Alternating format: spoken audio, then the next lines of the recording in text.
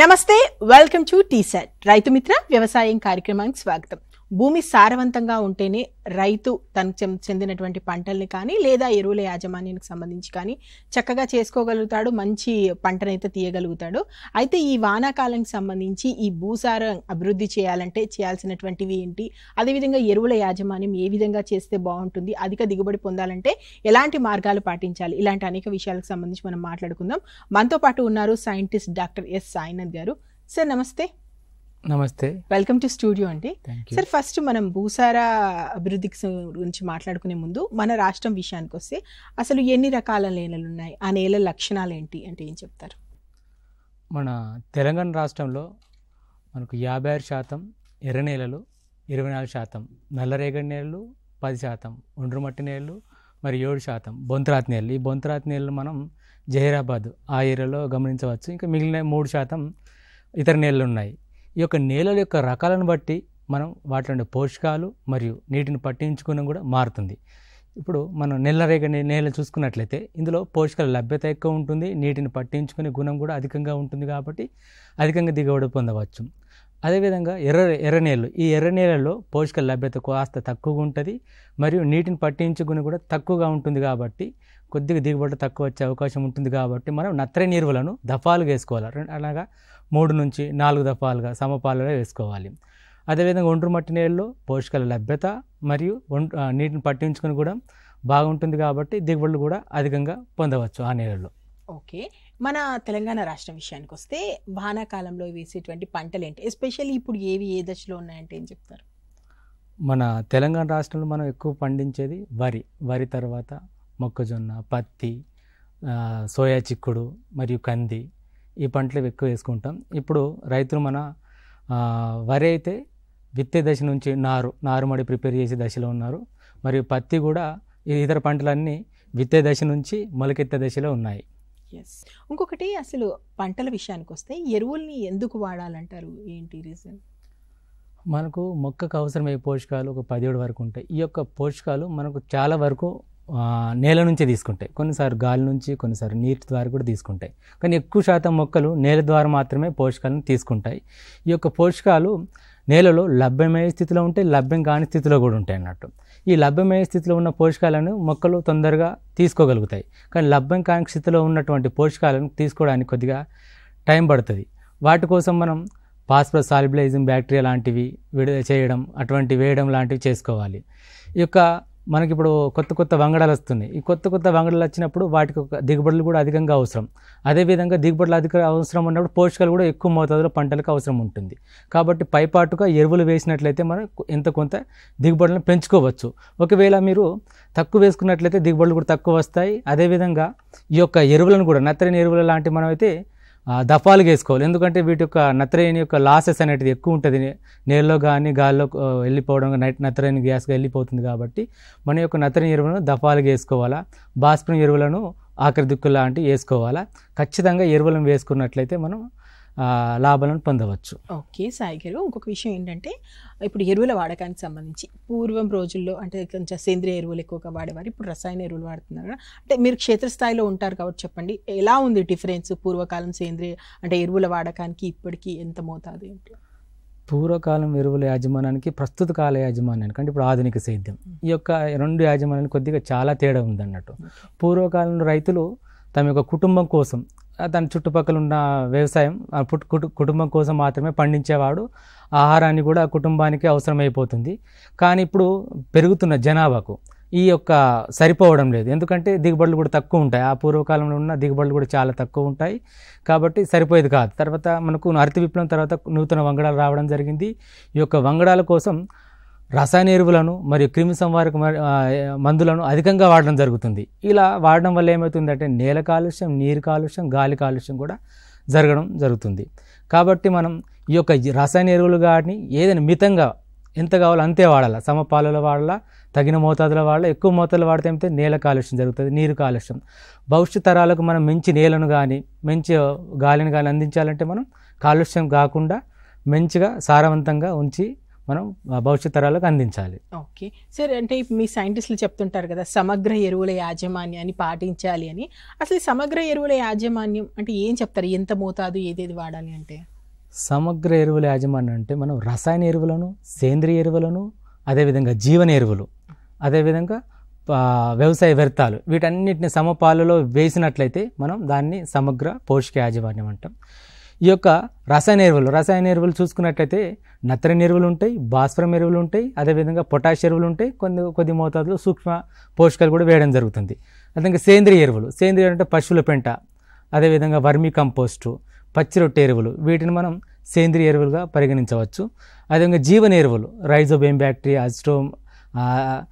Rhizobium బ్యాక్టర్, తర్వాత Azospirillum, తర్వాత Pseudomonas. ఇప్పుడు రైజోబియం కానీ సూడోమోనాస్ రైజోబియం, అజిస్ట్రోబ్యాక్టర్, అజోస్పైరిలం ఇవి నత్రజని స్థిరీకరిస్తాయి. అదేవిధంగా సూడోమోనాస్ కానీ బ్యాసిలస్ ఇవన్నీ ఏంటంటే భాస్వరాన్ని కరిగించి మొక్కలకు అందజేస్తాయి అన్నమాట.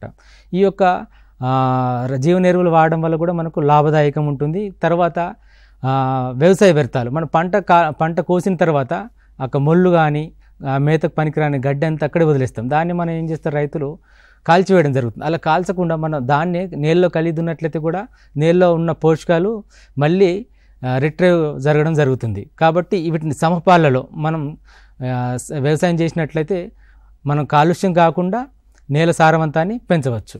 ఓకే సాయినాథ్ గారు, ఇంకొక డౌట్ ఏంటంటే ఇప్పుడు ఎరువులు యాజమాన్యానికి సంబంధించి ఇప్పుడు రకరకాలుగా ఉన్నాయి. అయితే ఏ సమయంలో ఏ పంటకు సంబంధించి ఎలా ఎరువులు వాడాలి, ఎంత మోతాదులో వాడాలి అంటే అలా ఎలా చెప్తారు? రైతు తను వేయబోయే పంట ముందే తెలుస్తుంది ఆయనకు. తెలుసుకున్నప్పుడు ఏం చేయాలంటే ఏ ఎరువులు వాడాలో ముందే తెలుసుకోవాలి. ఇప్పుడు మొక్కజొన్న పంటకైతే నత్రజని ఎరువులు కానీ మిగతా ఎరువులు ఎక్కువ మోతాదులో వేస్తాం. అదేవిధంగా వరి పంటకు కొద్దిగా తక్కువ మోతాదులో అవసరం ఉంటుంది. ఇప్పుడు మనం ముందే అందుకు ఎన్ని పోషకాలు, ఇప్పుడు మనం రక్త పరీక్ష చేసినప్పుడు మనకు ఏదైనా డిసీజెస్ ఉన్నాయా, ఏదైనా రోగాలు ఉన్నాయా మనకు తెలిసిపోతాయి. అలాగే భూసార పరీక్ష కూడా మనం నేల సారవంతం తెలిసిన భూసార పరీక్ష ఉంటుంది. ఈ భూసార పరీక్ష ఆధారంగా మనం పోషకాల లభ్యత తెలుసుకున్నట్లయితే ఒకవేళ ఈ యొక్క పోషకాల లభ్యత అనుకున్న స్థాయి కంటే అంటే సిఫారసు కంటే ఎక్కువ మోతాదులు ఉన్నట్లయితే మనం ఒక 30% ఎరువులను తగ్గించి వేసుకోవాలి. ఒకవేళ ఈ యొక్క సిఫారసు మన భూసార పరీక్ష ద్వారా పోషకాల లభ్యత తక్కువ ఉన్నట్లయితే మనం 30% ఎక్కువ వేసుకోవాలి. ఒకవేళ మధ్యస్థంగా ఉన్నట్లయితే సిఫారసు చేసిన మోతాదుని మాత్రం వేసుకోవాలి. ఇందులో మళ్ళీ భూసార పరీక్ష ద్వారా మనం చేసిన తర్వాత మనం నత్రజని ఎరువులను ఎప్పుడైనా మీరు మన చెల్క సాయిల్స్ ఉంటాయి కాబట్టి, శాండీ సాయిల్స్ ఉంటాయి కాబట్టి వాటిలో మనం నత్రజని ఎరువులను దఫాలుగా వేసుకోవాలి. 3 నుంచి 4 దఫాలు అంటే ఆఖరి దుక్కిలో ఒకసారి, తర్వాతి పంట దశలో, తర్వాత పూత దశలో వేసుకోవాలి. కానీ ఈ భాస్వరం ఎరువులను ఎప్పుడైనా మీరు పైపాటుగా వేయొద్దు. ఎప్పుడైనా ఆఖరి దుక్కిలోనే వేసుకోవాలా. అది వేర్లకు కాళ్ళకు అంటే వేరు వ్యవస్థకు బలం ఇవ్వడానికి ఉపయోగపడుతుంది కాబట్టి దాన్ని ఎప్పుడు ఆఖరి దిక్కులో వేసుకోవాలి. పైపాటుగా అసలే వేసుకోవద్దు. వేసుకున్నా కూడా నెక్స్ట్ పంటకే వందుతుంది కాబట్టి మనం ఆఖరి దుక్కులు వేసుకోవాలి. తర్వాత పొటాష్ ఎరువులు, ఈ యొక్క పొటాష్ ఎరువులను మనం 3 నుంచి 4 దఫాలుగా నత్రజని ఎలా ఇస్తామో అలాగే దీన్ని కూడా దఫాలుగా వేసుకున్నట్లయితే మనం కొద్దిగా లాభాలను పొందవచ్చు. ఒకవేళ మన సూక్ష్మధాతు లోపాలు ఉన్నట్లయితే కూడా మన అందులో ఏ లోపం ఉందో ఆ లోపానికి తగ్గట్టుగా సూక్ష్మ పోషకాలను కూడా వేసుకోవడం వల్ల మనం మన దిగుబడులను పొందవచ్చు. ఓకే, ఇప్పుడు రసాయన ఎరువులు, సేంద్రియ ఎరువులు, జీవన ఎరువులు ఇవన్నీ ఉన్నాయి కదా, అంటే రైతులు ఎలా వాడాలి ఏంటి, ఎలా చేయాలి ఏంటి అనేది ఒకసారి కామన్గా అప్పట్లో పూర్వకాలం సేంద్రియ వ్యవసాయం ఎక్కువ పాటిస్తుండే. రసాయన ఎరువులు లేవు, హరిత విప్లవం అప్పటికి రాలేదు కాబట్టి ఈ యొక్క సేంద్రియ ఎరువులలో మనం పశువుల పెంట, కోళ్ళ పెంట, తర్వాత వర్మీ కంపోస్టు, పచ్చి రొట్టె ఎరువులు వీటిని వేయడం వల్ల ఏమవుతుందంటే సేంద్రియ కర్బనం, నేలలో సేంద్రియ కర్బనం పెరుగుతుంది కాబట్టి నత్రజని కూడా పెరుగుతుంది, మళ్ళీ భూసార అభివృద్ధి కూడా పెరుగుతుంది. ఈ యొక్క సేంద్రియ ఎరువులు వేయడం వల్ల ఏమైతే నేల యొక్క భౌతిక, రసాయన, జీవపరమైన లక్షణాలు మెరుగుపడతాయి.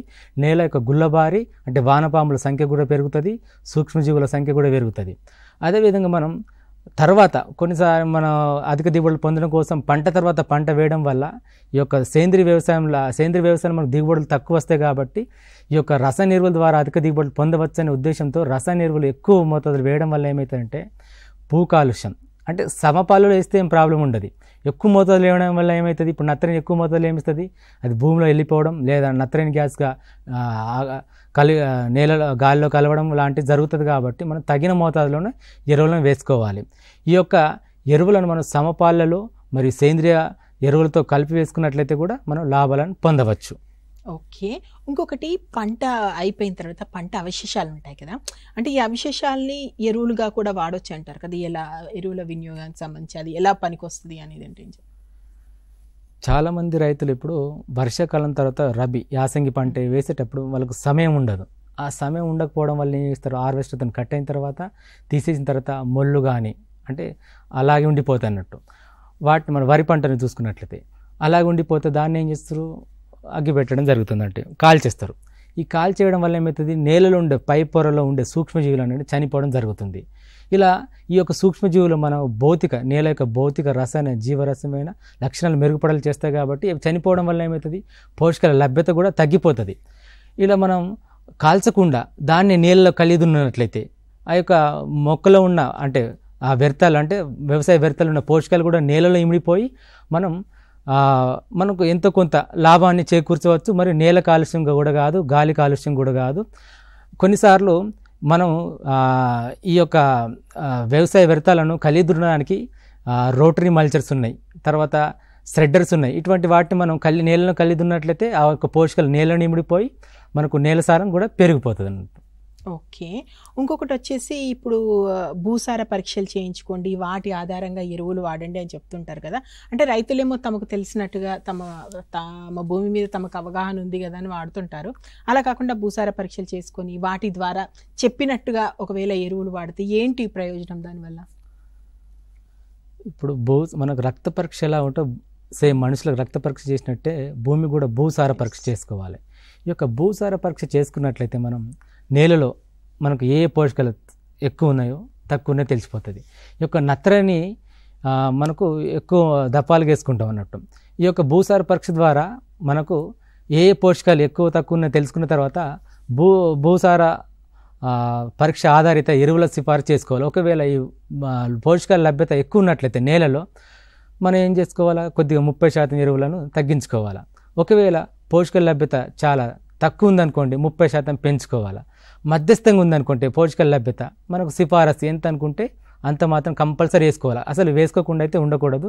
కంపల్సరీగా మధ్యస్థంగా ఉన్నట్లయితే సిఫారసు చేసిన మోతాదులో వేసుకోవాలా. మనకు చాలా ఈ యొక్క పోషకాల లభ్యతలో మనకు నత్రజని లోపం ఎక్కువ సార్లు కనిపిస్తుంది కాబట్టి ఎక్కువ కనిపిస్తుంది కాబట్టి ఈ నత్రజని ఎరువులను మనం దఫాలుగా వేసుకోవాలి. మరియు ఈ భాస్వరం ఎరువులను మనం ఆఖరి దుక్కులో మాత్రమే వేసుకున్నట్లయితే కొద్దిగా నేల సారం పెరిగిపోతుంది. ఓకే. ఇంకో క్వశ్చన్ సాయినాథ్ గారు, ఈ సూక్ష్మ పోషకాల విషయానికి వస్తే అసలు సూక్ష్మ పోషకాలు తక్కువ అవుతున్నాయి అని మాటలు వింటుంటాం. అసలు ఎంత ఉండాలి, ఎంత మోతాదులో ఉండాలి, ఏ పంట విషయానికి వస్తే ఇలా ఒకసారి సూక్ష్మ పోషకాల గురించి చెప్పరా? ఇప్పుడు నత్రజని, భాస్వరం, పొటాషియం ఈ యొక్క పోషకాలు మనం ప్రధాన పోషకాలు ఉంటాం. తర్వాత తక్కువ మోతాదులో ఉండే పోషకాలు అంటే జింకు, తర్వాత కాపర్, తర్వాత ఇనుము, తర్వాత బోరాన్, వీటిని సూక్ష్మ పోషకాలు అంటారు. మన తెలంగాణ రాష్ట్రంలో మనం జింకు ధాతు లోపాన్ని గమనించవచ్చు, ఇనుప ధాతు లోపాన్ని గమనించవచ్చు. అదేవిధంగా కొద్ది మోతాదులో మనకు బోరాన్ లోపం కూడా ఉంటుంది. కాబట్టి ఈ యొక్క వ్యవసాయ యూనివర్సిటీ పరిశోధన ఫలితంగా మన తెలంగాణలో 30% జింకు ధాతు లోపం ఉన్నట్లు గమనించడం జరిగింది, 28% బోరాన్ లోపం ఉన్నట్లు గమనించడం జరిగింది, 20% ఇనుప ధాతు లోపం ఉంది. ఈ యొక్క మనం ఇవన్నీ మనకు ఉన్నాయో లేవు లోపాలు ఉన్నాయని ఎట్లా తెలుస్తుంది, భూసార పరీక్ష ఆధారంగా తెలుస్తుంది. మనకు రైతు ఒకవేళ పంట కాలంలో కూడా గమనించవచ్చు ఆ యొక్క లోపాలను బట్టి. ఒకవేళ మనకు ముందే భూసార పరీక్ష ఆధారంగా ముందే తెలిసినట్లయితే ఒక జింకు లోపం గమనించినట్లయితే మనం ఏం చేసుకోవాలి, ఆఖరి దుక్కిలోనే ఎకరానికి 20 కిలోల జింకు సల్ఫేట్ని వేసుకోవాలి. లేదు పంట కాలంలో మనం జింకు ధాతు లోపం గమనించినట్లయితే 2 గ్రాముల లీటర్ నీటి కలిపి జింకు సల్ఫేట్ని 2 గ్రాముల లీటర్ నీటి కలిపి 5 రోజుల వ్యవధిలో 2 నుంచి 3 సార్లు పిచికారి చేసినట్లయితే ఈ లోపాన్ని సవరించుకోవచ్చు. ఒకవేళ మనం బోరాన్ లోపాన్ని గమనించిననుకోండి, ఈ యొక్క బోరాన్ లోపాన్ని మనం ముందే భూసార పరీక్ష ఆధారం ముందే గమనించినట్లయితే 4 కిలోలు ఎకరానికి బోరాక్స్ 4 కిలోలు ఎకరానికి చల్లుకోవాలి. లేదా పంటకాలం గమనించినట్లయితే 1 గ్రాము లీటర్ నీటి కలిపి 3 నుంచి 4 సార్లు పిచికారి చేసుకోవాలి. అదేవిధంగా కొన్నిసార్లు మనకు ఇనుప ధాతు లోపం కూడా గమనించడం జరుగుతుంది. ఈ ఇనుప ధాతు లోప సవరణకు మనం పంటకాలను గమనించినట్లయితే అన్నబేదిని 2 నుంచి 5 గ్రాముల అన్నబేదిని 1 గ్రాము నిమ్మప్పుతో కలిపి మనం పిచికారి చేసినట్లయితే వారం రోజుల వ్యవధిలో 2 సార్లు పిచికారి చేసినట్లయితే ఇనుపధాతు లోపాన్ని కూడా మనం సవరించుకోవచ్చు. ఈ యొక్క సూక్ష్మ పోషకాలు మనకు చూడడానికి తక్కువ మోతాదులు ఉన్నప్పటికీ కూడా వీటి యొక్క ఇంపాక్ట్ ఎక్కువ ఉంటుంది. ఈ ప్రధాన పోషకాలు మనం కిలోల కొద్ది వేసినట్లయితే ఇవి కొన్ని గ్రాముల కొద్ది వేస్తాం. కాబట్టి ఈ యొక్క మనం ఎక్కువ ఈ యొక్క సూక్ష్మ పోషకాలు కూడా ఎక్కువ కూడా వాడద్దు. ఎక్కువ వాడితే ఏమవుతుంది, నేల యొక్క విషపూరితం అవుతుంది. తక్కువ మోతాదులు వాడితే లోపం వస్తుంది, ఎక్కువ మోతాదులు వాడితే విషపూరితం అవుతుంది. కాబట్టి మనం ఎంత కావాలో అంతే, దానికి ఎంత మనకు రికమెండేషన్ ఉంటే అంతే సిఫార్సు చేసిన మోతాదులు మాత్రం వేసుకోవాలి. ఈ యొక్క నత్రని, భాస్వరం, పొటాష్ ఎరువులను కూడా మనం సమపాలలో వేయాలి. ఒకవేళ ఎక్కువ మోతాదులు వేస్తే ఏమవుతుంది, ఈ యొక్క సూక్ష్మ పోషకాల లోపం కూడా కనిపిస్తుంది. కాబట్టి మన వాటిని కూడా సమపాలలో వేసుకోవాలి. ప్రధాన పోషకాలను కూడా సమపాలలో వేసుకోవాలి, దీన్ని కూడా సమపాలలో వేసుకోవాలి. ఓకే. ఇంకొకటి, ఈ మధ్యకాలంలో సేంద్రియ వ్యవసాయం చేయడం మంచిదని చాలామంది చేస్తున్నారు. చదువుకున్న వాళ్ళు కూడా సేంద్రియ వ్యవసాయం వైపు, అంటే వ్యవసాయం వైపు మళ్ళాలి అనుకున్న వాళ్ళు సేంద్రియ వ్యవసాయం చేస్తున్నారు కదా. అలాంటి వాళ్ళు ఎలా ఎరువుల వాడకం ఏ విధంగా చేయాలంటే, రసాయనాలు అంటే మనకు తెలుసు కానీ ఫుల్ ఫ్లెడ్జ్డ్ సేంద్రియ వ్యవసాయం అంటే ఎలా ఉంటుంది? ఇప్పుడు మనకు చాలా పంటలు రసాయన ఎరువులు వేయడం వల్ల మనం ఎక్కువ లాభాలను పొందుతున్నాం. కానీ సేంద్రియ వ్యవసాయం చేయడం వల్ల మనకి ఏమైందంటే ఎంతో కొంత మనకు పౌష్టికాహారం కానీ కొద్దిగా మంచి ఆహారాన్ని పొందవచ్చు ఈ సేంద్రియ వ్యవసాయం ద్వారా.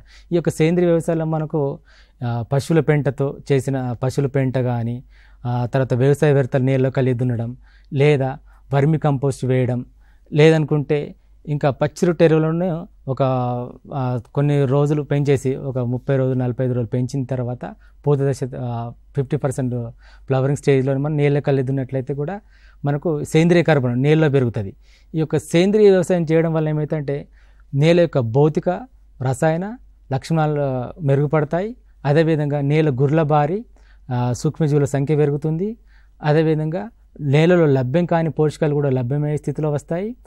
కొన్నిసార్లు ఏమవుతుందంటే నేల కాలుష్యం జరగదు. దీనివల్ల ఎందుకంటే వ్యవసాయ వ్యర్థాలు మనం కాల్చడం లేదు కాబట్టి, నేలను కలిగి దున్నుతాం కాబట్టి నేల కాలుష్యం జరగదు, గాలి కాలుష్యం జరగదు, నీరు కాలుష్యం కూడా జరగదు. ఈ యొక్క సేంద్రియ వ్యవసాయంలో అసలు రసాయన ఎరువులను అసలు వాడకూడదు. కంప్లీట్గా సేంద్రియ వ్యవసాయమే. కంప్లీట్ సేంద్రియ వ్యవసాయం కూడా ఇప్పుడు రైతుకు ఒక 5 ఎకరాలు ఉందనుకోండి, ఎంతో కొంత ఒక ఎకరం సేంద్రియ వ్యవసాయం పాటించినైతే అతనికి కావాల్సిన ఆహారాన్ని అతనే సేంద్రియ వ్యవసాయం ద్వారా మంచి ఆహారాన్ని తయారు చేసుకోవచ్చు. అలా మనం పాటించినట్లయితే కూడా మంచిది. రసాయన ఎరువులు అసలు వాడకూడదు ఇందులో. ఓకే. ఒకసారి జీవన ఎరువుల గురించి మాట్లాడుతున్నాం. అంటే ప్రస్తుత కాలంలో జీవన ఎరువుల వాడకం ఎంతవరకు అది, అండ్ ఇప్పుడు మనం వరి లాంటి పంటలు మన దగ్గర ఎక్కువగా వేస్తున్నాం కదా, వరిలో జీవన ఎరువులు వాడాలంటే ఎలా? మనకు ఈ సేంద్రియ ఎరువుల్లాగా రసాయన ఎరువులాగా ఇప్పుడు జీవన ఎరువులు కూడా చాలా ఉన్నాయి. ఈ యొక్క జీవన ఎరువులు ఉన్న పంటకు అవసరమే. ఈ యొక్క ఎరువులు మనకు నత్రజని కోసం స్థిరీకరించే అజోస్పైరిలం, అజొల్లా, అజిటోబ్యాక్టర్ ఇటువంటి వాటిని నత్రజని స్థిరీకరిస్తాయి. తర్వాత సూడోమోనాస్, బ్యాసిల్లస్ ఇవి ఏం చేస్తాయంటే భాస్వరాన్ని కరిగించి నేలకు అందిస్తాయి. మనం వరిలో చూసుకున్నట్లయితే మనకు అజొల్లా, ఈ అజొల్లా కోసం మనమైతే ఏం చేయాలి, ఎస్ఎస్పిని మనం 50 కిలోలు అంటే ఒక బస్తాను ముందే నీళ్ళలో చల్లుకొని పల్చగా నీళ్లు పెట్టిన తర్వాత ఏం చేసుకోవాలంటే ఒక అజొల్లాను కల్చర్ను నీళ్ళలో వేసుకోవాలి. అదేమైతే 2 నుంచి 3 వారాల తర్వాత బాగా పెరిగిపోతుంది. పెరిగిన తర్వాత ఏం చేయాలంటే నీళ్ళని కలిగి దున్నాలి. ఇలా కలిగి దున్నడం వల్ల ఏమైందంటే 20% మనకు నత్రజని నేల స్థిరీకరిస్తుంది. కాబట్టి నత్రజని ఎరువులను ఎంతో కొంత తగ్గించుకోవచ్చు. తర్వాత అజిటోబ్యాక్టర్, ఈ అజిటోబ్యాక్టర్ మనం 500 గ్రాముల అజిటోబ్యాక్టర్ని తీసుకొని ఈ యొక్క అజిటోబ్యాక్టర్ని మనం 20 కిలోల పశువుల పేడతో కలిపి కూడా మనం నీళ్ళలో కలిగి దున్నట్లయితే కూడా మనకు నత్రజనిని 12 కిలోల వరకు స్థిరీకరించవచ్చు.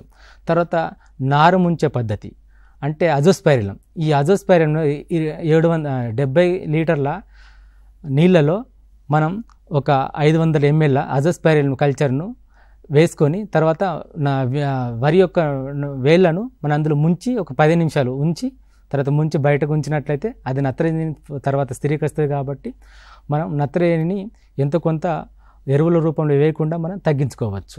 ఓకే. ఇంకొక విషయానికి వస్తే పచ్చిరొట్టె ఎరువులు, అంటే ఈ పచ్చిరొట్టె ఎరువులు వాడాలి అని చెప్పేసి సిఫార్సు చేస్తుంటారు కదా. ఈ పచ్చిరొట్టె ఎరువులు వాడటం వల్ల ఎంతవరకు లాభం? అంటే ఇలాంటి ఎరువులు, పచ్చిరొట్టె ఎరువులు లాంటివి వాడటం వల్ల రసాయన ఎరువుల వాడకం ఏమైనా తక్కువ అవుతుందా? దాని బదులుగా ఇది వాడచ్చు? పచ్చిరొట్టె ఎరువులు వాడమని చాలామంది రైతులకు కూడా మేము సజెషన్ చేస్తున్నాం. రైతులు కూడా చాలామంది ఈ యొక్క పచ్చిరొట్టె ఎరువులను వేయడం జరుగుతుంది. ఈ పచ్చిరొట్టె ఎరువులు మనకు ఉదాహరణగా జనుము, జీలుగా పంటలు అన్నట్టు. ఈ జనుము కానీ జీలుగ పంటలు మనం పంట అంటే వరి పంటకైతే ఒక 30 రోజుల దగ్గర దగ్గర ఒక 35 రోజుల ముందే వేసుకోవచ్చు, లేదా 45 రోజుల ముందు వేసుకున్న తర్వాత మనం ఈ యొక్క పంట పూత దశ 50% పూత దశ ఉన్నప్పుడు ఆ నేలలోనే మనం కలియ దున్నాలి.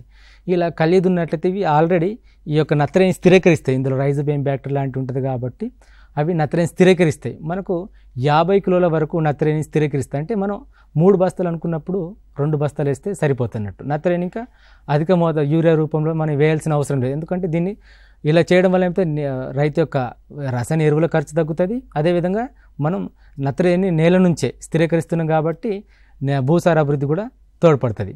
ఈ యొక్క పచ్చి రొట్టె ఎరువుల వల్ల మనకి ఏమవుతుందంటే నేల గుల్లబారడం వల్ల నీటి నిల్వ సామర్థ్యం పెరుగుతుంది. అదేవిధంగా సూక్ష్మ జీవుల సంఖ్య కూడా పెరుగుతుంది. ఈ సూక్ష్మజీవుల సంఖ్య పెరగడం వల్ల ఏమవుతుందంటే నేలలో కొన్ని లభ్యం కాని రూపంలో ఉన్న పోషకాలు ఉంటాయి. ఈ సూక్ష్మజీవులు వాటిని ఏం చేస్తే లభ్యమయ్యే స్థితిలోకి తీసుకొస్తాయి. కాబట్టి మనము ఈ యొక్క అంటే నత్రజని ఆల్రెడీ స్థిరీకరిస్తున్నాయి. కొన్ని భాస్వరం లాంటి వాటిని ఏమైతే కరిగించి వేసే సూడోమోనాస్ కానీ బ్యాసిలస్ బ్యాక్టీరియా లాంటివి ఇంప్రూవ్ చేస్తుంది. కాబట్టి మన యొక్క భాస్వరం ఎరువులు కూడా తగ్గించే అవకాశం ఉంటుంది. కొన్ని పప్పు జాతికి చెందిన పంటలు పెసర వాటిని మనం వేసుకోవడం వల్ల కూడా మనం తర్వాత విత్తనం తీసుకున్న తర్వాత వాటి యొక్క అవశేషాలను అందులో నీళ్ళలో కలిదున్నట్లయితే కూడా మనకు ఒక నత్రజని పెరుగుతుంది నేలలో. కొన్నిసార్లు లభ్యం కాని స్థితిలో ఉన్నటువంటి పోషకాలు నత్రజని సూక్ష్మ పోషకాలు కూడా ఇందులో నేలలో మనం ఇమిడిపోతాయి. కాబట్టి సూక్ష్మ పోషకాలు కూడా లోపం సవరించుకోవచ్చు. తర్వాత సమస్యాత్మక నేలలు ఉంటాయి. కొన్నిసార్లు సమస్యాత్మక నేలను సవరించుకోవడానికి కూడా ఈ పచ్చి రొట్టె ఎరువులను వేసుకోవడం వల్ల మనం లాభాలను పొందవచ్చు. ఓకే, ఇంకొకటి ఈ ఎరువుల యాజమాన్యానికి సంబంధించి మనం పంటల సరళిలో ఒకవేళ మారుస్తే దాన్ని బట్టి ఎరువుల యాజమాన్యం మార్చాల్సి ఉంటుందా? ఇప్పుడు మనం ఆదిలాబాద్లో సోయాబీన్ పంట ఎక్కువ వేస్తారు. సోయాబీన్ నత్రజని స్థిరీకరిస్తుంది. ఈ యొక్క పంటల సరళి మార్చినప్పుడు అంటే సోయాబీన్ పంట వేసిన తర్వాత ఏమవుతుంది, నెక్స్ట్ వేయబోయే పంటకు ఆల్రెడీ ఇది నత్రజని స్థిరీకరిస్తుంది. కాబట్టి నెక్స్ట్ వేయబోయే పంటకు నత్రజని ఎరువులు కొద్దిగా తగ్గించుకోవచ్చు. ఇలా వేయడం వల్ల ఏమవుతుంది, భూసారభ్రుద్ధి పెరుగుతుంది. తర్వాత ఎరువుల మోతాదు కూడా తగ్గించుకోవచ్చు. తర్వాత వరి వేయడం వల్ల ఏమవుతుందంటే రైతుకు టైం ఉండకపోవడం వల్ల ఏం చేస్తారు, కాల్చేస్తారు. ఇలా కాల్చి వేయడం వల్ల ఏమవుతుంది, నేలలో పైపొరలు ఉన్న సూక్ష్మజీవులు చనిపోవడం జరుగుతుంది. అదేవిధంగా పోషకాలు కూడా గాల్లో వెళ్ళిపోతాయి. అంటే కాల్చడం వల్ల నత్రజని గ్యాస్ కానీ ఈ కార్బన్ మోనాక్సైడ్, కార్బన్ డైఆక్సైడ్ లాంటి గాల్లో కలిసిపోతాయి. కాబట్టి గాలి కాలుష్యం కూడా జరుగుతుంది, నేల కాలుష్యం కూడా జరుగుతుంది. ఈ విధంగా మన పంటల సరళి పంట తర్వాత వేరే పంట వేయకుండా మోనోక్రాపింగ్ కాకుండా వేరే పంటలు వేసుకున్నట్లయితే కూడా మనం కొద్దిగా లాభాలను పొందవచ్చు. తర్వాత ఈ యొక్క పంట అవశేషాలను కాల్చకుండా మనం నేలలో కలిగి దున్నాలి. ఇలా చేసినట్లయితే కొద్దిగా భూసార అభివృద్ధి పెరుగుతుంది. ఓకే సార్, మీతో ముందు మాట్లాడినప్పుడు చెప్పారు మన రాష్ట్రంలో ఆల్రెడీ కొన్ని పంటలు ఏ దశలో ఉన్నాయని చెప్పేసి. వాటికి సంబంధించి ఏమైనా సూచనలు చేస్తారా? ఎరువుల వాడకం ఎలా చేయాలి ఏంటి ప్రస్తుతం ఉన్నటువంటి స్టేజ్ని బట్టి? ఇప్పుడు పంటలన్నీ మనం విత్తే దశ నుంచి మొలకెత్తే దశలు ఉన్నాయి. కాబట్టి రైతులు మనం భూసార పరీక్ష చేస్తే ముందే తనకి ఎంత కావాలో అంత వేసుకుంటే, ఒకవేళ మనం నత్రజని ఎరువులను చూసుకున్నట్లయితే వాటిని కంపల్సరిగా దఫాలుగానే వేసుకోవాలి. 3 నుంచి నత్రజని అయితే 3 నుంచి 4 దఫాలుగా ఆఖరి దిక్కులో, తర్వాత పంట దశలో, తర్వాత పూత దశలో. ఈ యొక్క భాస్వరం ఎరువులు ఎప్పుడు కూడా పైపాటికి వేయవద్దు. ఎప్పుడైనా మనం ఆఖరి దిక్కులోనే వేసుకోవాలి. తర్వాత ఈ సూక్ష్మ పోషకాల ఒకవేళ లోపాలు ఉన్నట్లయితే ఆఖరి దిక్కులో వేసుకోవాలి. లేదా పంట కాలంలో కనిపించినట్లయితే మనం జింకు లోపం కనిపించినట్లయితే 2 గ్రాముల లీటర్ నీటికి జింకు సల్ఫేట్ను మనం లీటర్ నీటిలో కలిపి 5 రోజుల వ్యవధిలో 2 నుంచి 3 సార్లు పిచికారీ చేసుకోవాలి.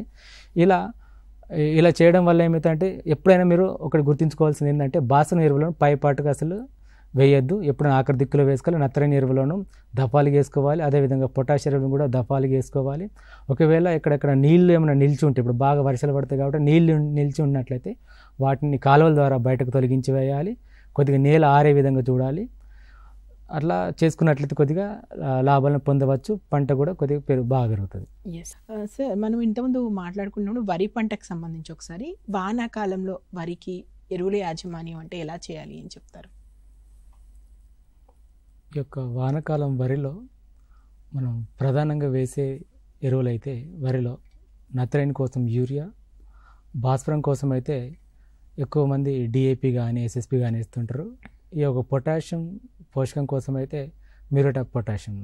ఈ యొక్క యూరియా అంటే నత్రజని ఎరువు కోసం యూరియాని మనం వాడతాం కాబట్టి యూరియా అయితే మనకు 2.5 బస్తాలు అవసరం ఉంటుంది. ఈ యొక్క యూరియాని మనం సమపాలలో విభజించుకొని మూడు సమపాలుగా విభజించుకొని ఆఖరి దమ్ములోని ఒకసారి, తర్వాత పంట దశలో, తర్వాత పూత దశలో ఈ సమపాలలో వేసుకున్నట్లయితే ఈ యొక్క నత్రజని లోపాన్ని మనం సవరించుకోవచ్చు. లేదా భూసార పరీక్ష ఆధారంగా మనకు ముందే తెలిసినట్లయితే ఒక 30%, అంటే మీరు 2.5 అంటే ఒక బస్తా ఎక్కువ వేసుకొని కూడా మనం సవరించుకోవచ్చు. తర్వాత ఒక డిఏపి అయితే ఒక బస్తా అవసరం ఉంటుంది. మనం ఎస్ఎస్పి సింగిల్ సూపర్ ఫాస్ఫేట్ అయితే 3 బస్తాలు అవసరం ఉంటుంది. ఈ యొక్క భాస్వరం ఎరువులు అంటే డిఏపి కానీ ఎస్ఎస్పి కానీ మనం ఆఖరి దమ్ములో మాత్రమే వేసుకోవాలి. ఎప్పుడు కూడా పైపాటుగా వేయవద్దు. ఒకవేళ ఇప్పుడు మనం బీస్ అంటాం, ఈ 20-20-0-13 లాంటి ఎరువులను మనం ఎప్పుడైనా ఆఖరి దిక్కులో వేసుకోవాలి. తర్వాత పంట కాలంలో వేసుకోకూడదు. ఒకవేళ ఈ యొక్క పంట కాలంలో వేసుకున్నట్లయితే వాటిలో సల్ఫర్ ఉంటుంది కాబట్టి సల్ఫేట్ ఇంజరీ వచ్చే అవకాశాలు ఉంటుంది కాబట్టి అటువంటివి చేయొద్దు. తర్వాత ఎప్పుడైనా బాసిన ఎరువులను ఆఖరి దిక్కులు వేయాలి, పైపాటుకు వేయొద్దు. తర్వాత పొటాష్ ఎరువుల కోసం అయితే మనం వరి పంటలో మ్యూరేట్ ఆఫ్ పొటాషియం మనకు 27 కిలోల వరకు అవసరం ఉంటుంది. దీన్ని కూడా 2 సమభాగాలు విభజించుకొని ఆఖరి దమ్ములో ఒకసారి, తర్వాత పూత దశలో వేసుకున్నట్లయితే మనం దిగుబడులను పొందవచ్చు. ఓకే సాయినాథ్ గారు, ఇంకొకటి వరి పంటకు సంబంధించి సాధారణంగా ఎలాంటి సూక్ష్మ పోషక లోపాలు ఉంటాయి, వాటిని అధిగమించడానికి ఎలాంటి ఎరువులు వాడాలి అంటే ఏం చెప్తారు వరి పంటకు సంబంధించి? వరిలో మనకు ప్రధానంగా 2 సూక్ష్మ పోషకాల లోపాలు ఎక్కువ కనిపిస్తాయి. ఒకటి జింక్, తర్వాత ఇనుప ధాతు లోపం. ఈ యొక్క జింక్ లోపం వల్ల మనం ఇంగ్లీష్లో అయితే కైరా అంటారు, కైరా డిసీజ్. ఈ యొక్క జింక్ ధాతు లోపం మనం ముందే తెలుసుకున్నట్లయితే, భూసార పరీక్ష ఆధారంగా తెలుసుకున్నట్లయితే ఆఖరి దుక్కిలో ముందే మనం 20 కిలోలు ఎకరానికి జింక్ సల్ఫేట్ని వేసుకున్నట్లయితే ఈ లోపాన్ని సవరించుకోవచ్చు. ఒకవేళ పంట కాలంలో కనిపించినట్లయితే మనం దాన్ని 2 గ్రాములు జింక్ సల్ఫేట్ను లీటర్ నీటిలో కలిపి 5 రోజుల వ్యవధిలో 2 నుంచి 3 సార్లు పిచికారీ చేసుకోవాలి. ఈ ఇనుప ధాతుకు లోపం కూడా కొన్నిసార్లు పంట కాలంలో కనిపిస్తుంది కాబట్టి ఇనుప ధాతు లోప సవరణకు 2 నుంచి 5 గ్రాముల అన్నబేదిని 1 గ్రాము నిమ్మొప్పుతో కలిపి 7 రోజుల వ్యవధిలో 2 నుంచి 3 సార్లు పిచికారీ చేసుకున్నట్లయితే మనం ఇనుప ధాతు లోపాన్ని సవరించుకోవచ్చు. ఈ యొక్క సూక్ష్మ ధాతు లోపం ఇప్పుడు వరిలో చెప్పినట్టు విధంగా మొక్కజొన్నలో కూడా కనిపిస్తుంది కాబట్టి జింక్ ధాతు లోపం. ఈ మొక్కజొన్నలో ఎలా ఉంటుందంటే, ఈ యొక్క లేత ఆకులు పెరిగేటప్పుడు ఆ లేత ఆకులు పల్చగా ఉండి తెల్లగా వేరుపడతాయి అన్నట్టు. తెల్లగా ఎందుకంటే ఆ పోషకం జింక్ పోషకం అందక అవి తెల్లగా కనిపిస్తాయి. అందుకు దాటిని తెల్ల మొగ్గ అంటారు. ఈ వరిలో అయితే కైరా డిసీజ్ లాగా అనిపిస్తుంది. ఇందులో అయితే మనకు తెల్లగా కనిపిస్తే తెల్ల మొగ్గ. ఈ యొక్క సవరించుకోవడానికి మనం పిచికారీ చేసుకున్నట్లయితే సరిపోతుంది. ఓకే, వరి పంటకు సంబంధించి సమస్యాత్మక నేలల్లో ఉంటాయి కదా, మరి వాటికి నివారణకు సంబంధించి ఏం చేయొచ్చు, ఎలా అంటే భూసారం అభివృద్ధి చేయొచ్చు అనేది? మనకు ఈ సమస్యాత్మక నేలలు నల్లచోడు నేలలు, తర్వాత తెల్లచోడు. ఈ యొక్క సమస్యాత్మకంలో 2 రకాలు కనిపిస్తుంది. ఈ తెల్లచోడు మనం ఈ యొక్క చౌడు ఉందని మనం తెలుసుకోవడానికి భూసార పరీక్ష ద్వారా కూడా మనం తెలుసుకోవచ్చు. సున్నం శాతం ఎంత ఉంది, చౌడు గుణం ఉంది, చౌడు యొక్క సమస్య ఉందా లేదా మనకు భూసార పరీక్ష ద్వారా తెలుసుకోవచ్చు. ఒకవేళ తెలుసుకున్నట్లయితే ఈ యొక్క తెల్లచోడును సవరించుకోవడం చాలా సులువు. దీనికోసం ఏం లేదు, పైన మన సమ్మర్లో వేసవి కాలంలో ఒక పారతో స్క్రేపింగ్ చేసుకోవాలి, పై పొరను మనం తొలగించి వేయాలి. లేదా డోజర్ లాంటి దాటి ఏం చేయాలి, పై పొరను మనం తొలగించినట్లయితే కూడా మన యొక్క తెల్లచోడును తెల్లచోడు అంటే ఉప్పు పైన తేరిపోతుంది, మనకు తేలినట్టు కనిపిస్తుంది కాబట్టి దాన్ని తొలగించి వేయాలి. లేదు తర్వాత ఏం చేసుకోవాలంటే మడులుగా ఆ పంట పొలాన్ని మడులుగా చేసుకొని ఆ యొక్క మడులలో మనం నీళ్ళని నింపుకోవాలి. నీళ్ళని నింపుకున్నట్లయితే ఈ ఉప్పు అంతా పై తేలుతుంది కాబట్టి తేలిన తర్వాత ఆ ఉప్పును మనం కాలువ ద్వారా బయటకు తొలగించి వేయాలి. తర్వాత ఈ యొక్క నల్ల చోడును మనం గమనించినట్లయితే ఈ యొక్క సవరించుకోవడానికి 1.2 టన్నుల లేదా 1.6 టన్నుల జిప్సంను మనం నేలలో ఆఖరి దుక్కులో వేసి కళ్ళెదున్నట్లయితే కూడా ఈ నల్ల చోడును సవరించుకోవచ్చు. ఈ యొక్క చోడు లక్షణాలు మనకు నేలకు ఎలా వస్తాయంటే, ఎక్కువ మోతాదులో ఎరువులను వేయడం వల్ల లేదా సల్ఫేట్ ఎరువులు వంటివి ఎక్కువ మోతాదులో వేయడం వల్ల మనకు సమస్యాత్మక నేలలు ఏర్పడతాయి. కొన్నిసార్లు ఏమవుతుంది, చెరువు కింది భూములు కానీ తర్వాత కాలువ కింది భూములు కానీ ఎక్కువ నీళ్ళు వస్తూ ఉంటాయి కాబట్టి దానివల్ల కూడా చౌడు మనకు ఎక్కువ కనిపిస్తుంది యాసంగిలో. ఓకే, ఈ సమస్యాత్మక నేలలకు సంబంధించి వరి గురించి చెప్తారా? వరిలో సమస్యాత్మక నేలలు అంటే అదే, వరిలో మనకు సమస్యాత్మకం ఎక్కువ కనిపిస్తే తెల్లచోడు యాసంగిలో బాగా నీళ్లు ఉండడం వల్ల ఏమైతే అంటే తర్వాత ఎండిపోయిన తర్వాత మనకు తెల్లగా పైన తేలినట్టు కనిపిస్తుంది. దీన్ని తొలగించుకోవడానికి మనం నీళ్ళను ఎక్కువగా తడి పెట్టడం, తర్వాత తొలగించడం. దీనివల్ల ఏమవుతుందంటే ఆ యొక్క లవణాలు కరిగిపోయి కాలువ ద్వారా బయటకు వెళ్ళిపోతుంది. లేదా మనం కొన్నిసార్లు నేలను ఆరనిచ్చేలాగా చేసినట్టయితే కూడా ఈ యొక్క సమస్యాత్మక నీళ్ళని తొలగించుకోవచ్చు. మన పంట కంటే ముందే మనం ఈ యొక్క నల్లచోడును గమనించినట్లయితే జిప్సం మనం ఆఖరి దిక్కులో వేసినట్లయితే కూడా ఈ యొక్క దీనిని సవరించుకోవచ్చు. ఓకే, ఈ వరికి సంబంధించి నీటి యాజమాన్యం చాలా ముఖ్యం కదా, మరి వరిలో నీటి యాజమాన్యం గురించి ఒకసారి. మనకు ఈ కాలువలు తెలంగాణ తర్వాత మనకు కాలువ నీళ్ళు కూడా బాగా వస్తున్నాయి కాబట్టి ఎక్కువ మంది రైతులు వరి పంటనే పండిస్తున్నారు. ఈ యొక్క వరి పంట మనం ఎక్కువ నీళ్లను ఇవ్వడం జరుగుతుంది. ఈ విధంగా కంటిన్యూస్గా నీళ్ళు ఇచ్చే బదులు మనం కొన్నిసార్లు ఆరుతడి పద్ధతి ద్వారా కొన్నిసార్లు నీళ్లు పెట్టాలి, కొన్నిసార్లు ఆరనివ్వాలి, తర్వాత నీళ్లు ఇలా పెట్టడం వల్ల ఏమవుతుందంటే ఆ యొక్క నీళ్ళను ఎక్కువ మనం వేస్ట్ చేయకుండా ఆ యొక్క నీళ్లను వేరే పంట కూడా మనం వాడుకోవచ్చు. ఈ విధంగా చేయడం వల్ల మనకు 30 నుంచి 40% నీటి ఆదా జరుగుతుంది. కాబట్టి మనం నీటి వనరులను మనం కొద్దిగా కాపాడుకోవచ్చు. ఓకే, సాయినాథ్ గారు కొద్దిసేపు మనం మొక్కజొన్న పంట గురించి మాట్లాడుకుందాం. ఈ మొక్కజొన్న పంటకు సంబంధించి ప్రధాన పోషకాలలో లోపాలు ఉంటాయి, వాటి సవరణకు ఎలాంటి ఎరువులు వాడాలంటే ఏం చెప్తారు? మనకు మొక్కజొన్న పంటలో ఎక్కువ మోతాదులో మన వరి కంటే ఎక్కువ మోతాదులో ఎరువులను వేయడం జరుగుతుంది. ఇందులో మనకు నత్రజని, భాస్వరం మరియు పొటాష్ ఎరువులను ప్రధానంగా వేయడం జరుగుతుంది. కొద్ది మోతాదులో సూక్ష్మ పోషకాలను కూడా వేయడం జరుగుతుంది. ఈ యొక్క నత్రజని లోపం మనకు మొక్కజొన్నలో క్లియర్గా అనిపిస్తుంది. కాబట్టి ముదురాకులు ఏమైతే పైన ముదురాకులు అంటే ఓల్డర్ లీవ్స్, ఈ ఆకులు పసుపు రంగులో మారిపోతాయి. తర్వాత తిరగబడిన వి ఆకారంలో మారిపోయి మనకు ఆకులన్నీ వెండిపోవడం జరుగుతుంది. ఈ యొక్క లోపాన్ని సవరించుకోవడానికి మనం భూసార పరీక్ష ద్వారా ముందే తెలుసుకున్నట్లయితే మనం కొద్దిగా ఎక్కువ మోతాదులో నత్రజని ఎరువులు అంటే యూరియా లాంటివి వేసుకోవాలి. మనకు యూరియా అయితే 3.5 బస్తాలు అవసరం ఉంటుంది. ఈ యొక్క యూరియా ఎరువులను మనం 3 సమభాగాలుగా విభజించుకొని ఆఖరి దుక్కిలో ఒకసారి, తర్వాత పంట దశలో, పూర్తి దశలో ఇలా వేసుకున్నట్లయితే ఈ నత్రజని లోపాన్ని సవరించుకోవచ్చు. తర్వాత భాస్వరం, ఈ యొక్క భాస్వరం కూడా ముదురాకులో అంటే ఓల్డర్ లీవ్స్లోనే కనిపిస్తుంది. ఇవి ఎరుపు రంగుతో కూడిన ఊదా రంగు అంటే నీలి రంగులో కనిపిస్తాయి. తర్వాత మనం చూడగానే అర్థమైపోతుంది, అది మొదటి దశలోనే కనిపిస్తాయి. ఈ లోపాన్ని మనం సవరించుకోవడానికి మనం డిఏపి 1 బస్తా డిఏపి వేసుకున్నట్లయితే సవరించుకోవచ్చు. లేదంటే ఎస్ఎస్పి కూడా సింగిల్ సూపర్ ఫాస్ఫేట్ను ఒక 3 బస్తాలు వేయడం వల్ల కూడా తగ్గించుకోవచ్చు. కొన్నిసారి బెట్ట పరిస్థితుల్లో కూడా ఇటువంటి లోపాలను కనిపిస్తాయి కాబట్టి మనం 2% అంటే 2 గ్రాములు 2% డిఏపిని పిచికారి చేసుకున్నట్లయితే కూడా మనం దీనిని సవరించుకోవచ్చు. తర్వాత పొటాషియం, ఈ పొటాష్ కూడా లోపాన్ని మనం మొక్కజొన్నలో కనిపిస్తుంది కాబట్టి ఈ కనిపించినప్పుడు ఈ ఆకులు కూడా ముదురాకులన్నీ పసుపు రంగులో మారిపోతుంది.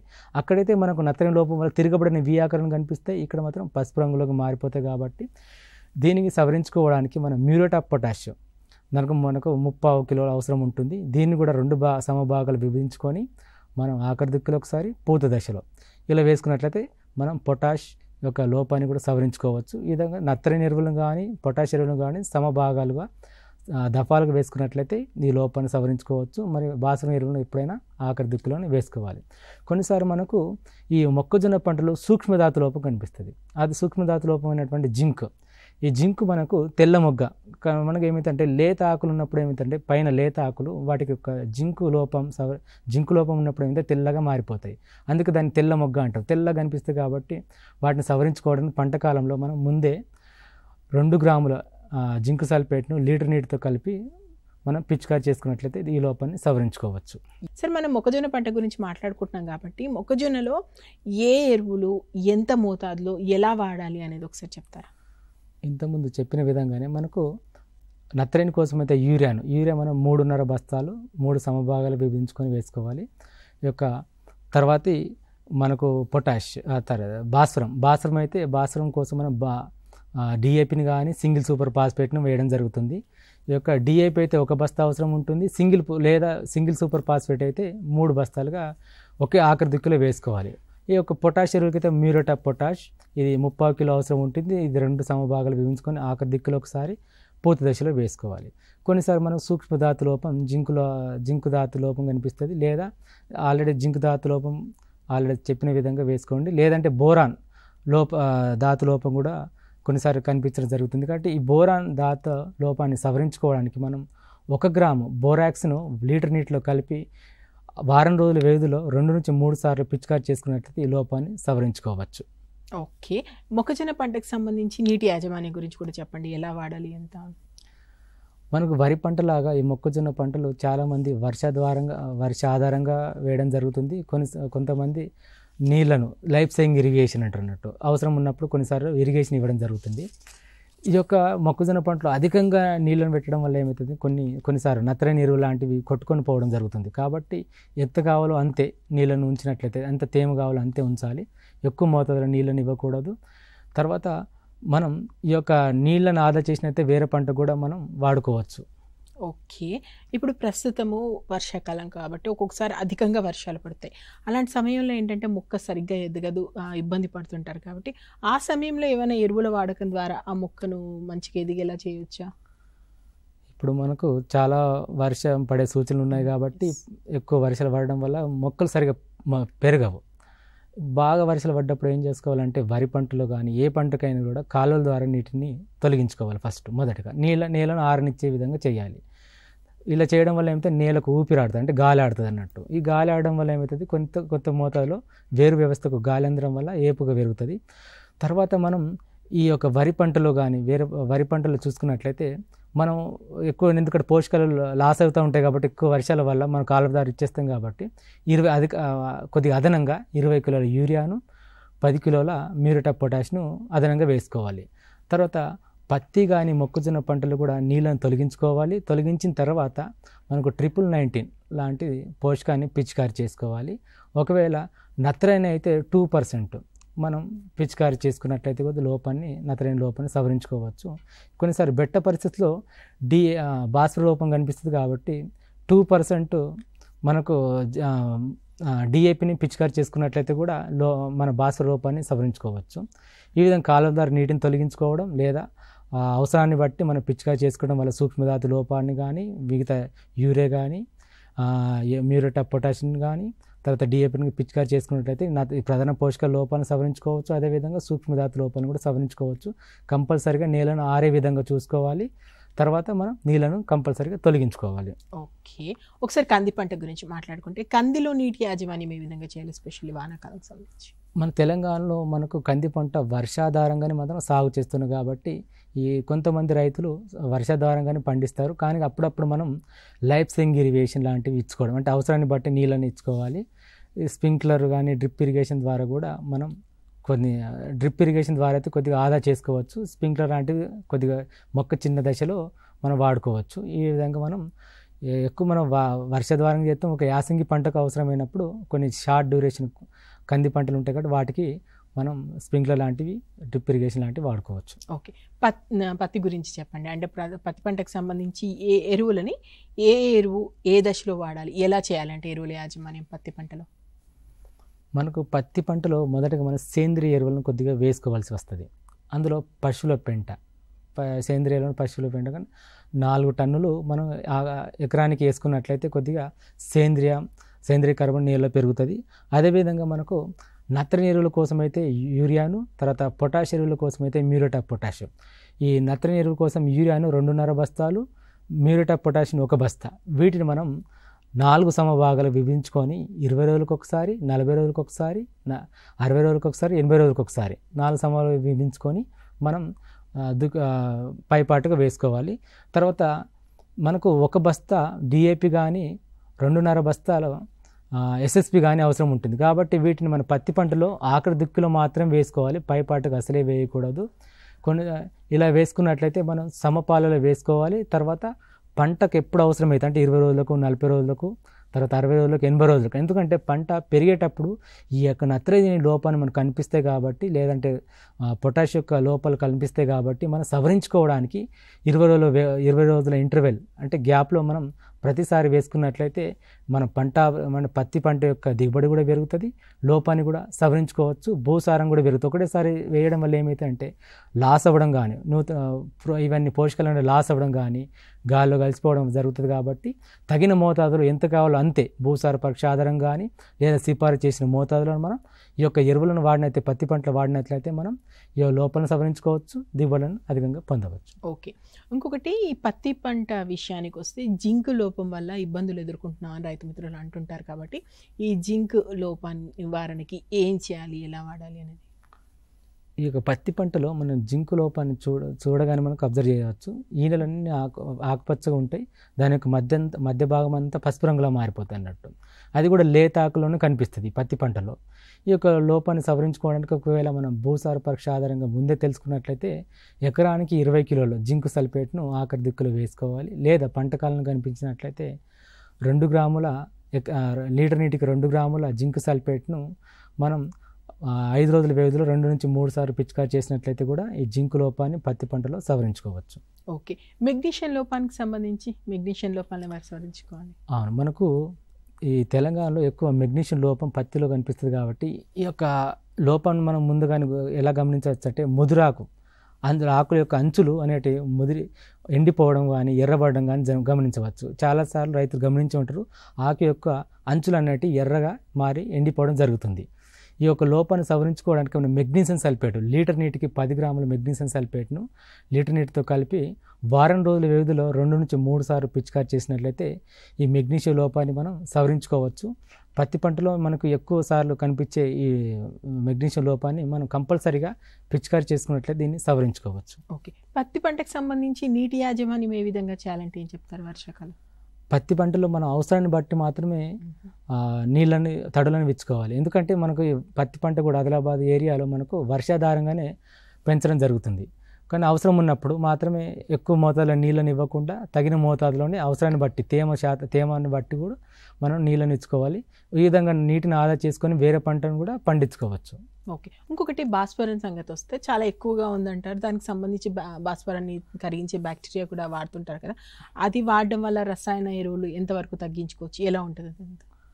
ఈ మధ్యకాలంలో మన రాష్ట్రంలో చాలా చర్చ జరుగుతుంది. ఈ పిహెచ్బి కానీ ఈ భాస్వరాన్ని కరిగించే బ్యాక్టీరియాని వాడడం మన మనకు ఎందుకు వాడవలసి వస్తుందంటే ఇప్పుడున్న డిఏపి సుమారుగా దాని యొక్క ప్రైస్ వచ్చేసి 1350 రూపాయల వరకు ఉంటుంది. కాబట్టి అంత మోతాదులో రైతు ఖర్చు చేయలేడు. కాబట్టి మన నేలలో మన తెలంగాణలో 53% వరకు భాస్వర లోపం కనిపిస్తుంది. ఈ లోపాన్ని సవరించుకోవడానికి మనం ఈ యొక్క పిహెచ్బిని మనం వాడుకోవచ్చు. మన పిహెచ్బి వాడడం వల్ల ఏమిటంటే నేలలో భాస్వరాన్ని ఆల్రెడీ మనకు లభ్య స్థాయిలో ఉంటుంది, లభ్యం కాని స్థాయిలో ఉంటుంది. ఈ లభ్యమయ్యే ఉన్న భాస్వరాన్ని మొక్క తీసేసుకుంటుంది అన్నట్టు. ఈ లభ్యం కాని స్థాయిలో ఉన్నటువంటి భాస్వరాన్ని మనం కరిగించడానికి ఈ పిహెచ్బి ఫాస్ఫరస్ సాల్బిలైజింగ్ బ్యాక్టీరియా, ఇందులో మన సూడోమోనాస్ లాంటి బ్యాసిలస్ లాంటి బ్యాక్టీరియా ఉంటుంది. ఈ యొక్క బ్యాక్టీరియా ఏం చేస్తుంది అంటే లభ్యం కాని స్థితిలో ఉన్నట్టు భాస్వరాన్ని అవి వెంటనే ఏం చేస్తామంటే లభ్యమయ్యే స్థితిలోకి తీసుకొస్తుంది. ఇంకొకటి ఈ భాస్వరం ఎరువులను మనం వేయగానే ఇమ్మీడియట్గా ఏమవుతుంది, రసాయన చర్యల వల్ల అది ఒక లభ్యం కాని స్థితిలో మారిపోతుంది. ఓన్లీ మీరు ఒక బస్తా వేసిన అనుకోండి, ఒక 100 కిలోలు వేసిన అనుకోండి, 20 కిలోలు మాత్రమే పంట తీసుకుంటే 20% మాత్రమే మనం మొక్క తీసుకోగలుగుతాం. మిగిలినంతా 80% లభ్యం కాని స్థితిలోకి మారిపోతాయి. ఈ యొక్క లభ్యం కాని స్థితిలో ఉన్న దాన్ని మనం అవైలబుల్ అంటే లభ్య స్థాయిలోకి తీసుకురావడానికి ఈ ఫాస్ఫరస్ సాల్బిలైజింగ్ బ్యాక్టీరియా ఉపయోగపడుతుంది. ఈ మనం పేడలో కలిపి వేయడం వల్ల మనకి ఏమవుతుందంటే ఈ లభ్యం కాని స్థితిలో ఉన్న భాస్వరాన్ని కరిగించి నేలకు అందజేస్తున్నట్టు. దీనివల్ల ఏమవుతుందంటే నేల కాలుష్యం కూడా జరగదు. మనకి ఎంత మోతాదులు కావాలో అంతే మనం భాస్వరాన్ని ఎరువులను కూడా వాడుకోవచ్చు. ఈ యొక్క డిఏపి ఖర్చు కూడా ఎక్కువ కాబట్టి దీన్ని వేయడం వల్ల ఏమవుతుందంటే మనం చాలా ఖర్చులు కూడా రైతు తగ్గించుకోవచ్చు, ఎరువుల స్థాయి కూడా మోతాదుని కూడా తగ్గించుకోవచ్చు. ఓకే. ఓవరాల్గా అన్ని పంటలకు సంబంధించి నీటిని ఆదా చేసే యాజమాన్య పద్ధతులు ఏమైనా ఉన్నాయా చెప్తారా? మనకు నీటిని ఆదా చేసే పద్ధతులు అయితే డ్రిప్ ఇరిగేషన్ కానీ, స్ప్రింక్లర్ ఇరిగేషన్ కానీ, రెయిన్ గన్, మళ్ళీ చెక్ డ్యామ్లు, ఫామ్ ఫండ్స్ ఇలాంటివి ఉంటాయి. ఈ డ్రిప్ ఇరిగేషన్ అంటే మనకు డ్రిప్పర్ వస్తుంది. అంటే మనకు మొక్కజొన్న పంటలు కానీ పత్తి పంటలు కానీ డ్రిప్ ఇరిగేషన్ ద్వారా మనకు ఎంత కావాలో అంతే డ్రిప్ బై డ్రిప్ పడతాయి కాబట్టి డ్రాప్ బై డ్రాప్ పడతాయి కాబట్టి మనం నీటిని ఆదా చేసుకోవచ్చు. స్ప్రింక్లర్ ఇరిగేషన్ తుంపరి సేద్యం అంటున్నట్టు, ఈ తుంపరి సేద్యం వల్ల కూడా మనం నీటిని ఆదా చేసుకోవచ్చు. తర్వాత రెయిన్ వాటర్ హార్వెస్టింగ్ స్ట్రక్చర్స్ లాంటివి, అంటే మనం వర్షం పడగానే మన నీళ్ళన్నీ ఎక్కడికక్కడ వెళ్ళిపోతూ ఉంటాయి కాలువలకు అక్కడక్కడ. అట్లా కాకుండా మన రెయిన్ వాటర్ హార్వెస్టింగ్ స్ట్రక్చర్ అంటే పామ్ పండ్ లాంటివి కట్టుకోవడం వల్ల ఏమైతే అక్కడ ఏట వాల్గున్న నీళ్ళన్నీ ఒక దగ్గరికి రావడం జరుగుతుంది. ఒక చెక్ డ్యామ్ లాగా కానీ పామ్ పండ్ లాంటి స్ట్రక్చర్ని కన్స్ట్రక్ట్ చేసుకొని తర్వాత వర్షాలు లేని సమయంలో ఆ యొక్క నీళ్ళను మనం వేరే పంటలకు అవసరాన్ని బట్టి లైఫ్ సేవింగ్ ఇరిగేషన్ అటువంటి వాటిని మనం చేసుకోవచ్చు. చెక్ డ్యామ్స్ మనం కొన్నిసార్లు కాలువల ద్వారా నీళ్లు డైరెక్ట్ ఎక్కడికక్కడ వెళ్ళిపోతాయి కాబట్టి చెక్ డ్యామ్స్ అక్కడక్కడ నిర్మించుకొని నీటిని ఆపినట్లయితే కూడా ఈ యొక్క నీళ్ళను కూడా మిగతా పంటలకు ఇప్పుడు మనకు వర్షాలు లేనప్పుడు ఈ యొక్క పంటల కోసం మన నీళ్ళని ఇచ్చుకోవడానికి కూడా ఇది చాలా ఉపయోగపడుతుంది. ఈ విధంగా డ్రిప్పర్ ద్వారా, స్ప్రింక్లర్ ద్వారా లేదా పామ్ పంప్స్ ద్వారా తర్వాత చెక్ డ్యామ్ నిర్మించుకోవడం వల్ల మనం నీటిని ఆదా చేసుకోవచ్చు. ఓకే, అదేవిధంగా ఇప్పుడు ఎరువుల వాడకానికి సంబంధించి ఆధునిక పద్ధతులు ఏమైనా ఉన్నాయా? వాటి ద్వారా ఇంకా బాగా ఎరువులు వేసిన ఇప్పుడు సీడ్ కమ్ ఫర్టిలైజర్ డ్రిల్ అంటే మనం విత్తనాన్ని ఫర్టిలైజర్ని ఒకేసారి వేసుకునే చాలా యంత్రాలు కూడా వచ్చినాయి. తర్వాత దీని ద్వారా విత్తనాన్ని ఫర్టిలైజర్ని ఒకేసారి వేసుకోవచ్చు. అంటే మన విత్తనంకి అయ్యే ఖర్చు, మన ఫర్టిలైజర్ వేసే ఖర్చు కూడా తగ్గించుకోవచ్చు.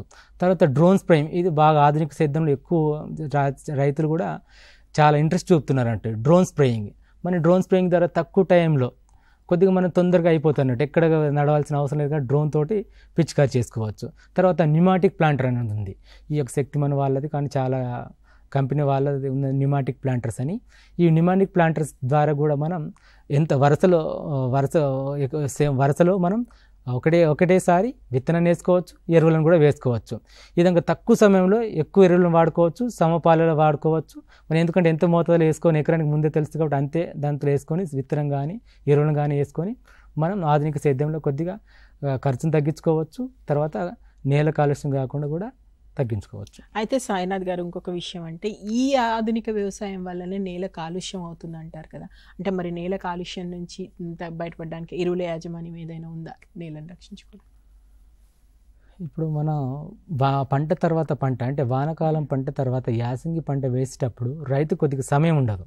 ఆ సమయం ఉండకపోవడం వల్ల రైతు ఏం చేస్తారంటే కొద్దిగా టైం ఉంటే ఏం చేస్తారంటే నేలను కలిదున్నుతాడు, లేదా సింగిల్ సూపర్ ఫాస్ఫేట్ని వేసుకొని నీళ్ళని ఇచ్చుకున్న తర్వాత దాంట్లోనే బడ్లింగ్ చేయడం వల్ల కూడా మనం దాన్ని అందులో కలిదున్నవచ్చు. కొన్నిసార్లు ఈ కాల్చివేయడం వల్లడం వల్ల ఏమవుతుందంటే నేలలో ఉన్న సూక్ష్మజీవుల సంఖ్య తగ్గిపోతుంది.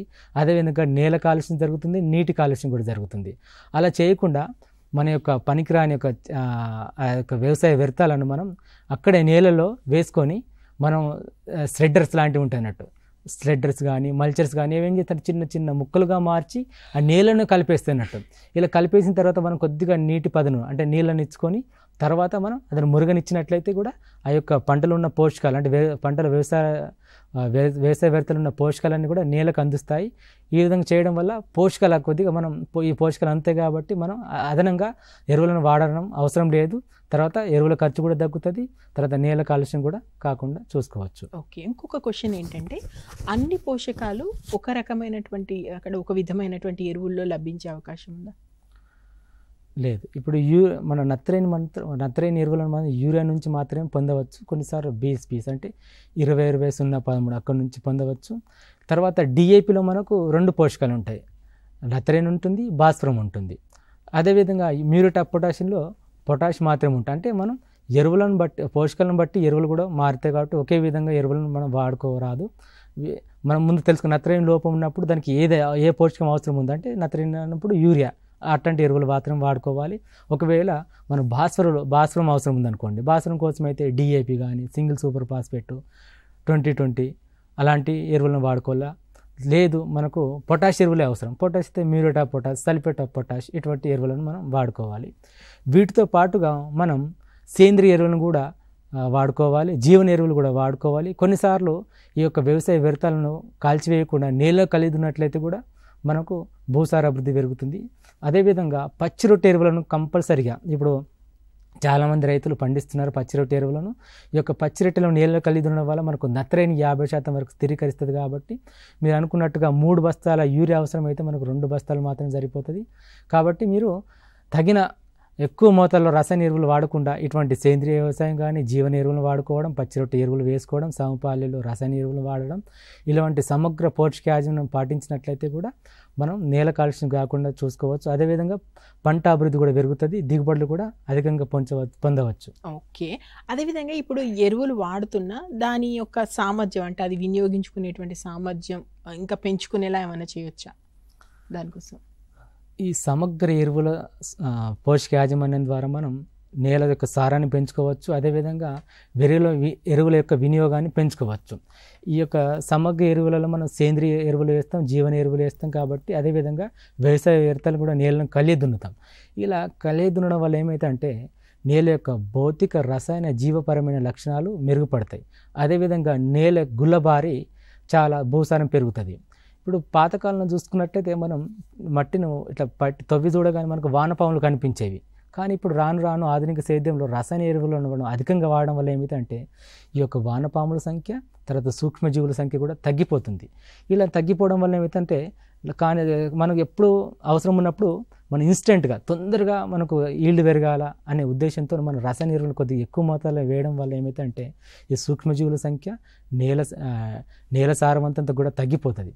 కాబట్టి ఈ యొక్క సేంద్రియ వ్యవసాయం కానీ మన యొక్క సమగ్ర పోషక యాజమాన్యం పాటించినట్లయితే ఈ యొక్క ఎరువుల వినియోగం పెరుగుతుంది. అదేవిధంగా మనకు చాలా వరకు భూసార ఆధారిత ఎరువుల సిఫారసు అంటే భూసార పరీక్ష ద్వారా మనకు ఎరువుల మోతాదు ఎంత ఉందో తెలుస్తుంది. కాబట్టి దీని విధంగా మనం ఎరువుల మోతాదు తెలుసుకొని తక్కువ ఉన్నట్లయితే ఎరువుల పోషకాల లభ్యత తక్కువ ఉన్నట్లయితే మనం ఎక్కువ మోతాదులో ఎరువులు వేసుకోవాలి. ఒకవేళ ఎక్కువ ఉన్నట్లయితే తక్కువ మోతాదులో ఎరువులు వేసుకోవాలి. కొన్నిసార్లు ఈ యొక్క మధ్యస్థంగా ఉన్నట్లయితే సిఫారసు చేసిన ఎరువులు మాత్రమే వేసుకోవాలి. ఎస్ సాయినాథ్ గారు, ఫైనల్గా అంటే భూసార ఆధారిత అంటే మనం భూమిని మనం కాపాడుకోవాలి, అట్ ద సేమ్ టైం అధిక దిగుబడి పొందాలి. కాబట్టి ఈ వానాకాలంలో మీరు రైతులకు ఇచ్చే సూచన ఏంటి ఫైనల్? వానాకాలంలో మనకు రైతులు అయితే ఈ యూరియా లాంటివి అంటే నత్రజని ఎరువులను సమపాలలో వేసుకోవాలి. తర్వాత భాస్వరం ఎరువులను ఆఖరి దిక్కులో వేసుకోవాలి. తర్వాత పొటాష్ ఎరువులను 2 సమభాగాలు విభజించుకొని ఆఖరి దిక్కులో ఒకసారి పూత దశలో వేసుకోవాలి. ఇంకొకటి రైతులకు మనకు యాసంగిలో ఏమవుతుందంటే సల్ఫైడ్ ఇంజురీ కనిపిస్తుంది. ఎందుకంటే మీరు ఇప్పుడు పంట పొలం నడిచేటప్పుడు బుడగలుగా వస్తుంటుంది. అది కూడా కుళ్ళిన కోడిగుడ్డు వాసనలాగా వస్తుంది అన్నట్టు. అది ఎందుకు జరుగుతుందంటే ఈ యొక్క మీరు వానాకాలం పంట తర్వాత యాసంగి పంట వేసేటప్పుడు ఈ యొక్క అందులో ఉన్న కుళ్ళకపోవడం వల్ల ఈ యొక్క వ్యవసాయ వ్యర్థాలు కుళ్ళకపోవడం వల్ల ఏమైతే అంటే అందులో ఉన్న బ్యాటరీ అంతా ఆక్సిజన్ అంతా తీసేసుకుంటుంది అన్నట్టు. వేరు వ్యవస్థకు ఆక్సిజన్ అందక అవి నల్లగా మారిపోతాయి అన్నట్టు. అందువలన మనం అడుగుపెట్టగానే కానీ బుడగలు వస్తూ ఉంటాయి అన్నట్టు. ఇది ఎందుకు జరుగుతుందంటే మీరు పైపాటుగా కాంప్లెక్స్ ఎరువులని వేయడం వల్ల, ఎందుకంటే సల్ఫర్ ఉంటుంది కాబట్టి ఈ యొక్క సల్ఫర్ H2 హైడ్రోజన్ చేరేది H2S గ్యాస్గా వెలువడుతుంది. ఈ యొక్క గ్యాస్ వెళ్ళడం అన్నప్పుడు కుళ్ళిన కోడిగుడ్డు వాసన వస్తుంది. కాబట్టి మీరు అప్పుడు ఏం చేసుకోవాలంటే నేలను ఆరనిచ్చే విధంగా చూసుకోవాలి. ఈ విధంగా చిన్న నెర్రలు వచ్చే విధంగా చూసుకున్నట్లయితే నేలకు వేరు వ్యవస్థకు గాలి ఆడి అవి వేపుగా పెరుగుతాయి. ఆ విధంగా పంట అభివృద్ధి కూడా తోడ్పడుతుంది. సల్ఫైడ్ ఇంజూరీ కూడా రాకుండా చూసుకోవచ్చు. Yes, thank you so much Sainath గారు. నిజంగా చాలా ఓపిక్గా మా రైతు మిత్రులకు అవసరమైనటువంటి అమూల్యమైనటువంటి సలహాలు సూచనలు ఇచ్చారు. Once again thank you so much. Thank you. Yes, రైతు మిత్రులారా విన్నారు కదా ఏ విధంగా అంటే మనం భూమిని కాపాడుకుందాం, ఎట్ ద సేమ్ టైం ఏ ఎరువులు ఏ సమయంలో ఎలా వాడాలి, ఎంత మోతాదులో వాడాలి, రసాయన ఎరువులు ఎప్పుడు వాడాలి, సేంద్రియ ఎరువులు ఎప్పుడు వాడాలి, సేంద్రియ వ్యవసాయం చేయడం ద్వారా ఎంత ఉపయోగం ఉంది, ఆధునిక పద్ధతిలో ఉపయోగించినా అది ఎంత మేరకు ఉపయోగించాలి, ఇలాంటి అనేక విషయాలు సాయినాథ్ గారు చెప్పారు. అవన్నీ పాటిస్తారని, మంచి దిగుబడి పొందుతారని ఆశిస్తున్నాం. Thank you.